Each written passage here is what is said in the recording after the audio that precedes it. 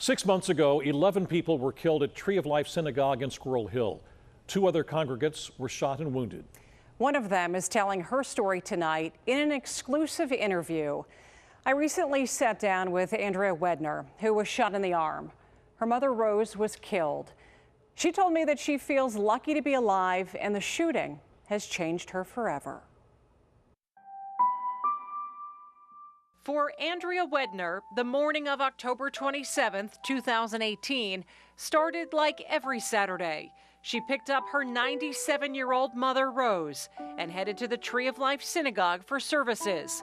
They took their usual seats in the back of the sanctuary. Just doing our usual thing, and all of a sudden we hear a loud crash out in the hall.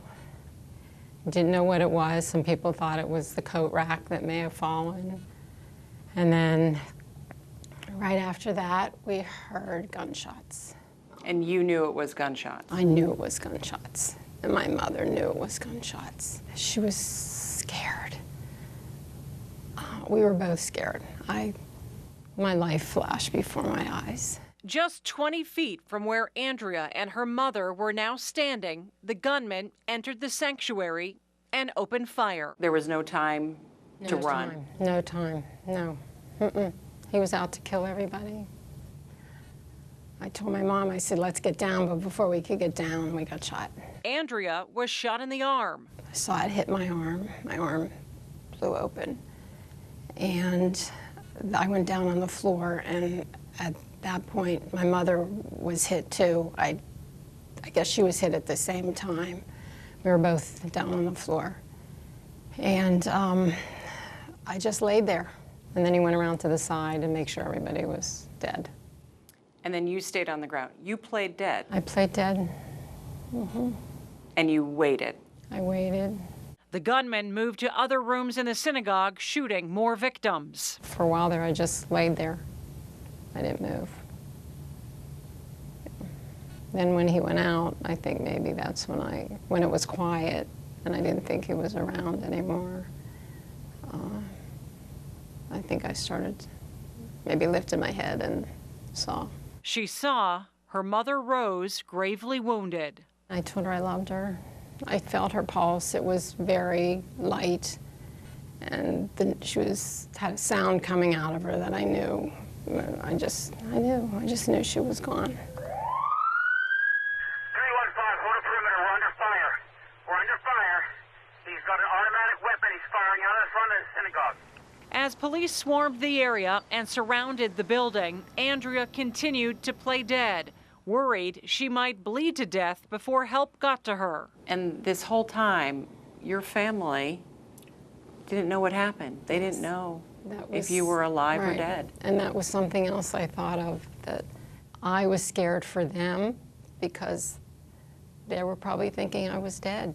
A SWAT officer walking through the sanctuary was the first to see Andrea had survived. I moved. I wanted him to know I was alive, and he told me to stay down.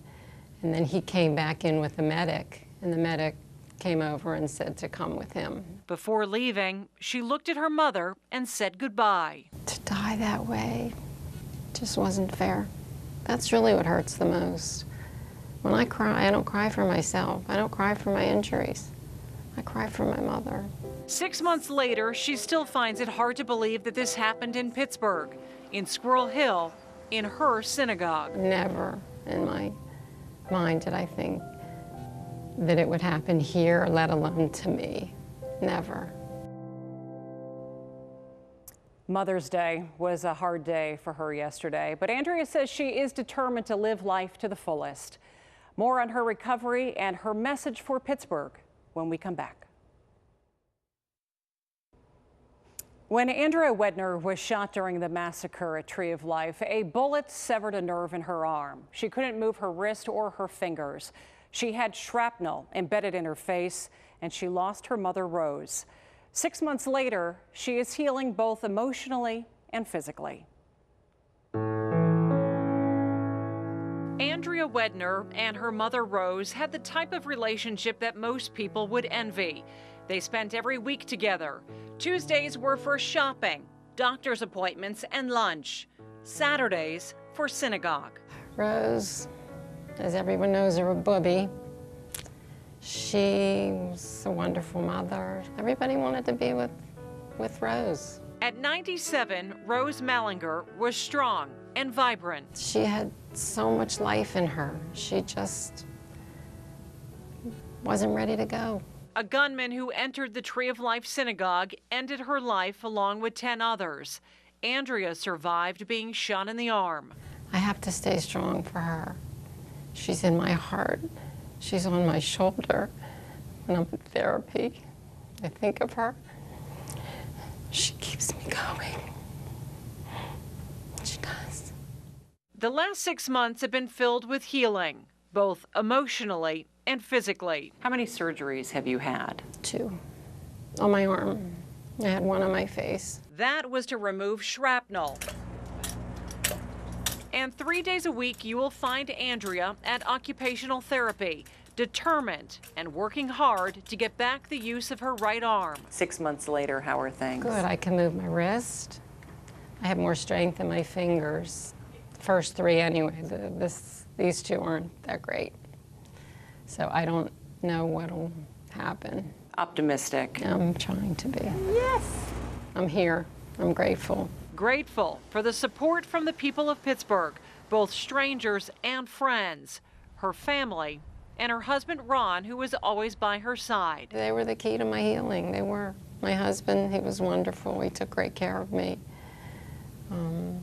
Yeah, had a lot of good people around me. And she will never forget the brave men and women who rushed to the synagogue that Saturday morning last October to help save those inside. What about the first responders and the police officers? They're amazing.